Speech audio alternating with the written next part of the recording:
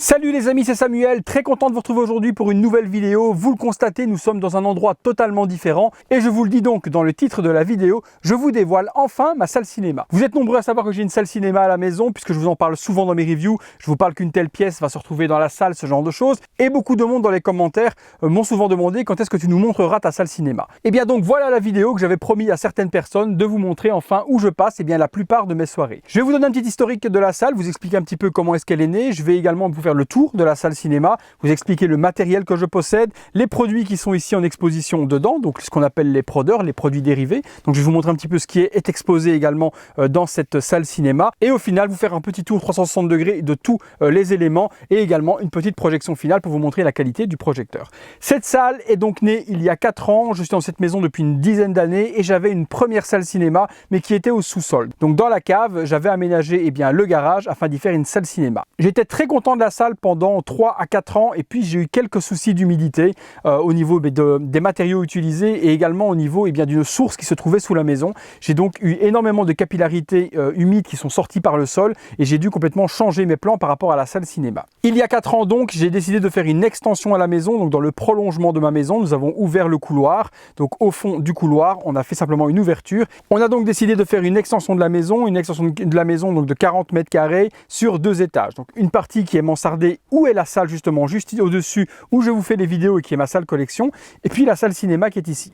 Les dimensions de la salle sont de 4 mètres de large sur 8 mètres de profondeur. Si je collectionne les produits dérivés, c'est parce que de base je suis un grand cinéphile. Moi ma passion première c'est le cinéma, c'est pas spécialement les produits dérivés. Je suis un grand fan du 7e art et forcément quand on est fan de cinéma, les produits dérivés en découlent. Je pense que vous tout comme moi, si vous collectionnez des produits peut-être de Batman, des produits du Joker, de énormément de choses Marvel, etc. C'est parce que vous êtes fan soit des comics à la base, soit du cinéma. Donc l'un rejoint l'autre d'une manière ou l'autre. Les produits dérivés viennent d'une passion première. Et moi, cette passion première, comme je vous le dis, c'est vraiment le cinéma. Donc moi, étant jeune, j'allais au cinéma, comme tout le monde. Mais il y avait une chose qui m'horripilait, c'était le manque de respect des autres personnes vis-à-vis des personnes qui sont vraiment fans du 7e art. Donc moi, être à côté d'un enfant ou d'un jeune adolescent qui vient avec des copains pour foutre le bazar dans une salle cinéma, jeter des pop-corn, taper dans les sièges, c'est un truc qui m'a toujours insupporté. Et donc je me suis dit, quand j'aurai les moyens, j'espère avoir un jour ma salle cinéma à la maison. Et c'est le cas. C'est pas ma première salle cinéma, donc c'est la 4e que je réalise. Forcément, les choses ont évolué au fur et à mesure du temps, me mettant en ménage avec mon épouse et autres. Donc au début, un petit peu comme tout le monde, quand on commence, j'ai acheté un projecteur, je projetais sur un mur blanc. Et puis au fur et à mesure du temps, on se renseigne sur le matériel, on voit des choses ailleurs, on voit des choses en vidéo, on voit énormément de choses au niveau des salles qui sont construites et on a l'envie donc de faire sa salle. Donc voilà, donc j'ai construit une salle dans une première maison où j'habitais il y a quelques années. Même chose dans un autre bureau dans une deuxième maison et quand on a acheté cette maison, donc comme je vous l'ai expliqué, j'ai donc fait 2 salles cinéma pour terminer avec celle-ci qui je pense, en tout cas pour le moment, sera ma dernière réalisation. Donc quand j'ai construit la salle, elle était totalement vide au niveau des produits dérivés et puis forcément manquant de place, j'ai commencé à en glisser un ou l'autre et puis au final j'aime plutôt bien avoir des pièces de cinéma se trouvant dans justement cette salle cinéma. Je vais vous faire découvrir justement un petit peu tout ce que j'ai exposé, à savoir que chaque produit que je vais vous montrer était de toute façon en review sur la chaîne, donc vous pourrez trouver les vidéos des produits que je vais vous montrer ici et là. Peut-être un seul produit n'est pas encore sur la chaîne, mais je vais vous en parler tout de suite après. On est parti, je vous montre tout ça.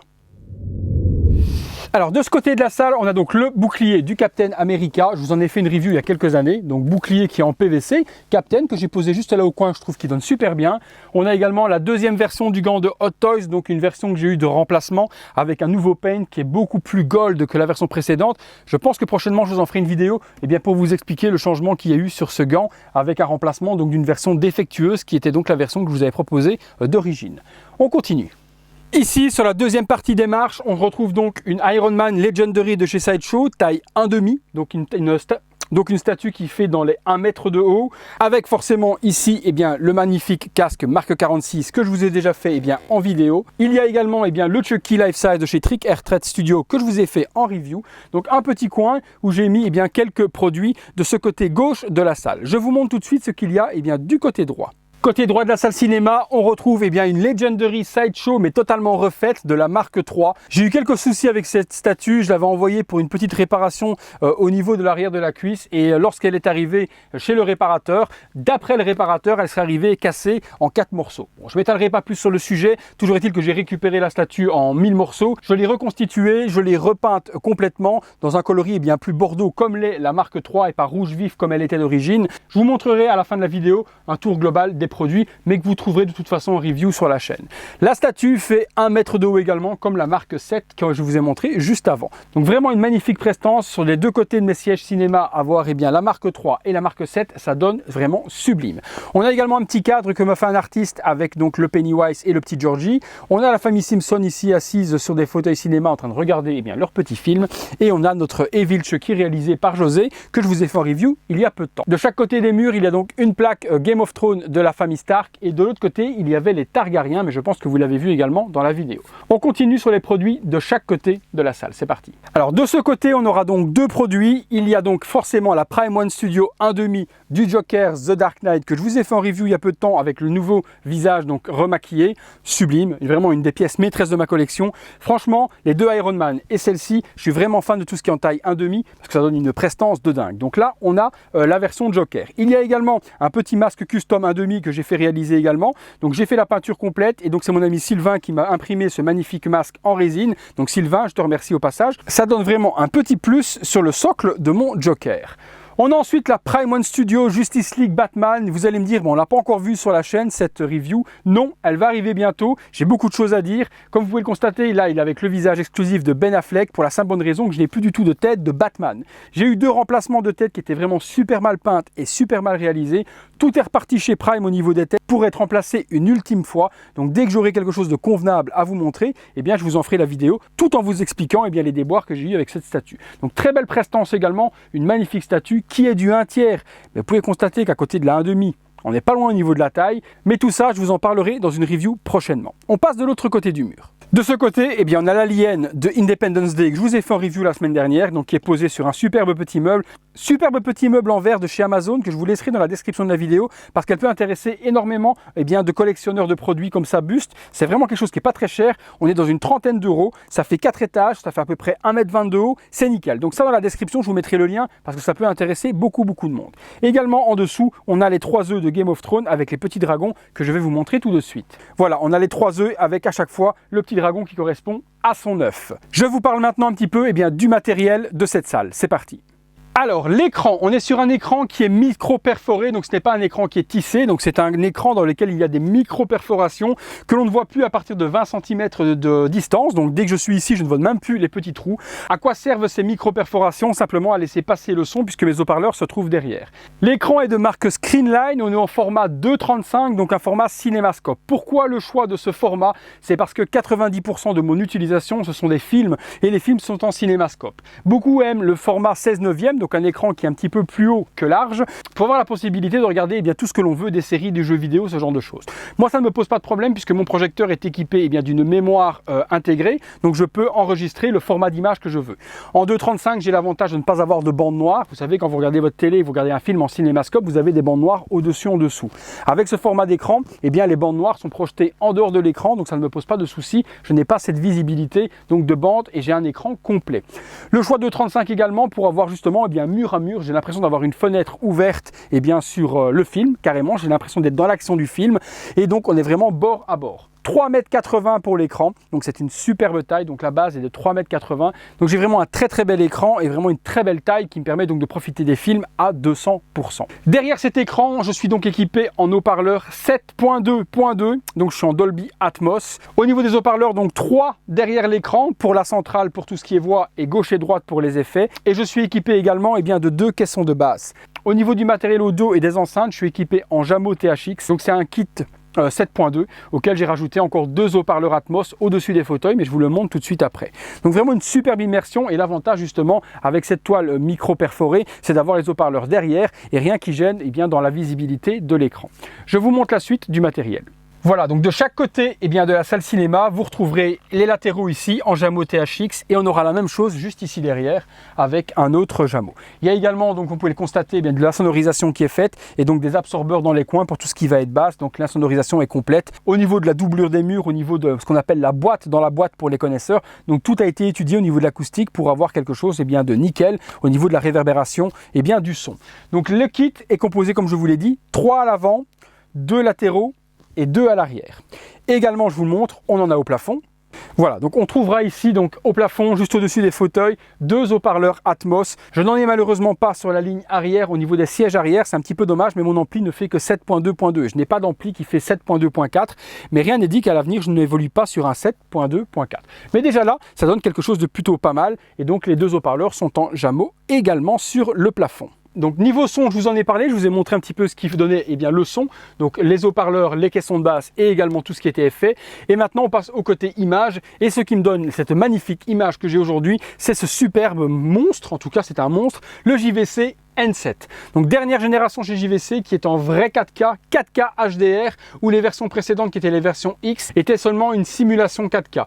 Donc en fait les pixels étaient juste simplement multipliés par 2 pour donner cette simulation de ultra haute définition. Ici on est sur une réelle matrice 4K avec en plus fonction HDR pour avoir des couleurs mais juste épatantes. Donc vraiment un gros monstre. La partie la plus coûteuse de mon installation, c'est lui, ça faut dire ce qui est. C'est un projecteur qui coûte 7 990 € prix public. Donc on peut le trouver un petit peu moins cher quand on a des connaissances et quand on gratte un petit peu et qu'on négocie, on peut le trouver dans les alentours de 6 400 € négociés. Mais bon, le prix public c'est 8 000 €, mais sachez qu'à 6 400 vous pouvez le trouver en négociant convenablement avec un très très bon revendeur. Donc ça, franchement, monstre de guerre. Moi j'ai l'habitude de changer tous les 2 ans de projecteur pour ne pas perdre énormément de valeur parce que ça décote super vite ce matériel. Donc tous les 2 ans je change sur la nouvelle gamme. Je suis pro JVC parce que j'aime vraiment l'image cinéma qu'il procure.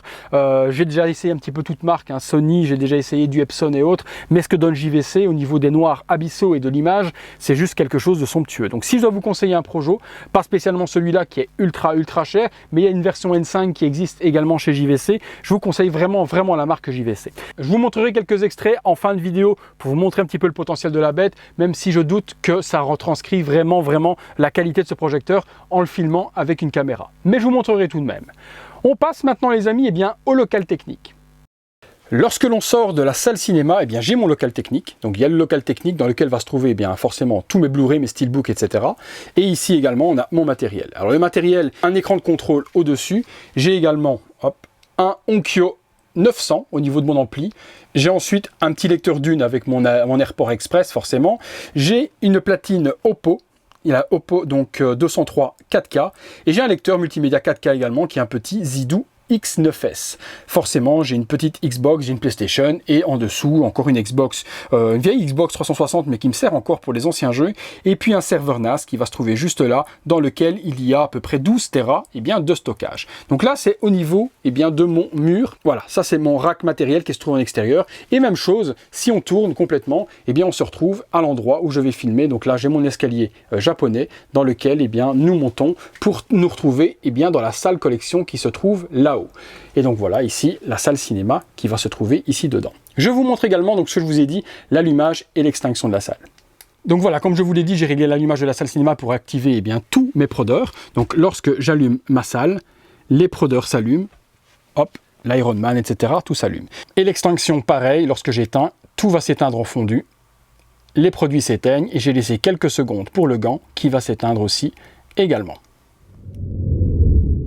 Voilà les amis, on fera la conclusion sur la vue d'ensemble de la partie arrière, puisque la partie avant, à part l'écran, on ne voit pas grand chose. Donc voilà, salle cinéma que j'ai, comme je vous ai dit, depuis 4 ans maintenant. J'en suis très content au niveau son, au niveau image, c'est juste une immersion totale. Je suis vraiment content du choix des matériaux, je suis content également du choix du matos pour le home cinéma. Je suis content également du projecteur, mais qui est juste un monstre au niveau de la qualité image. J'ai pratiquement ce qui se fait sur de l'OLED, donc c'est vraiment quelque chose de sublime. Alors au niveau budget, tout compris, sachant que j'ai fait quand même la salle cinéma de mes propres mains, donc comme j'ai tout construit au niveau de l'insonorisation, au niveau des murs, au niveau du revêtement, au niveau de la moquette, au niveau du plafond, comme j'ai vraiment tout fait moi-même, hormis forcément le gros œuvre, que ça j'ai fait faire par un artisan pour construire l'extension pour faire construire l'extension de ma maison. Forcément, je ne suis pas maçon, donc je n'aurais pas pu construire l'extension. Mais tout ce qui est intérieur, j'ai fait moi-même. Donc je dirais que c'est une salle cinéma qui doit revenir aux alentours de 25 000 €, dans ces eaux-là. Avec le projecteur déjà, comme je vous ai dit, qui coûte 6 400. Quand on rajoute tout le matériel avec l'ampli, les haut-parleurs, la toile et tout ce qui va avec, ça monte très vite déjà en matériel. Donc je dirais 25 000 € pour avoir une bonne salle cinéma. Sachez qu'il y a énormément d'installateurs aujourd'hui, que ce soit votre cinéma à domicile, que ce soit énormément de sociétés qui font des installations à domicile et ils demandent généralement entre 40 000 et 50 000 € pour faire une salle cinéma de cette distance. Donc c'est quand même très onéreux. Donc j'ai voulu faire le maximum que je pouvais de mes propres mains. Je remercie au passage mon père, si un jour il voit cette vidéo, de m'avoir enseigné étant jeune le dur labeur qu'il faisait, donc le dur travail qu'il faisait dans le bâtiment. Vous savez, quand on est jeune, on fait la tête quand votre père vous dit le week-end tu viens travailler avec moi, ça va te forger ton caractère. Donc vous faites la tête parce que vous ne pouvez pas aller jouer avec les copains. Et puis au final, quand vous avez 40 ans et que vous savez utiliser vos deux mains et que vous savez bricoler, vous remerciez votre père des dures heures et des durs week-ends de labeur que vous avez passé avec lui. Voilà, c'est simplement, on ne comprend pas certaines choses étant enfant que l'on comprend quand on est adulte. Donc papa, si un jour tu vois cette vidéo, sache que je te remercie de m'avoir fait travailler étant jeune pour pouvoir aujourd'hui faire ce que j'ai fait et savoir faire ce que je fais. Voilà les amis, j'espère que ça vous a fait découvrir ma salle cinéma. Vous savez maintenant où je passe mes soirées. Vous savez maintenant, quand je vous dirai dans la vidéo, je vais placer telle pièce ou telle pièce dans la salle, où est-ce qu'elle va atterrir. Il y a quelques modifications qui risquent d'être faites au niveau des prodeurs. Certains risquent de remonter, d'autres de descendre. À l'endroit où vous avez vu le Joker 1,5, à côté du Batman va trôner normalement la Justice League. Donc on va avoir logiquement les trois personnages principaux, Batman, Wonder Woman et Superman. Donc la Trinité va se trouver sur ce meuble. Le Joker trouvera un autre emplacement dans la salle cinéma. Mais bon, à ce niveau-là, je ne me tracasse pas trop, j'ai toujours des idées. Voilà les amis, merci de m'avoir suivi. Dites-moi vous dans les commentaires si vous avez une salle cinéma. Dites-moi si comme moi vous êtes cinéphile avant de collectionner les produits. Est-ce que vous aimez le cinéma comme moi en premier lieu et forcément les produits dérivés juste après? Donc expliquez-moi un petit peu tout ça dans les commentaires, ça sert à ça. Dites-moi ce que vous avez pensé de la salle, ce que vous verriez peut-être comme modification. En attendant les amis, je vous salue et je vous remercie encore de votre fidélité. Si la vidéo vous a plu comme d'hab, vous me likez cette petite vidéo. Vous vous abonnez si ce n'est pas encore fait. Merci à tous, on se revoit très très bientôt pour une prochaine vidéo. Et je laisse place donc au visuel de ce que donne le projecteur sur la toile sur un film. Allez, à bientôt pour une prochaine vidéo les amis. Salut!